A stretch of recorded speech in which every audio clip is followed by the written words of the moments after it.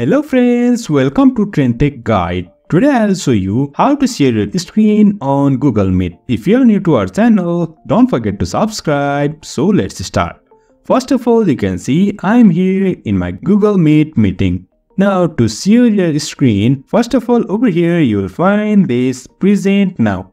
Click on this and over here you'll find this interface. Now you can share your Chrome tab, Windows, or entire screen. Now I don't want to share my whole screen. For that I'll go to Windows and select the one which I want to share and click on this share.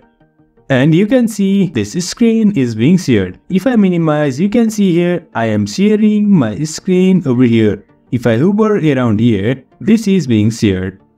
In this way we can share our screen on Google Meet. After you are done with sharing, just click on this stop sharing to stop your sharing. And that's it. So in this way we can share our screen and also stop in Google Meet. So if you find this helpful, don't forget to subscribe. Have a good time.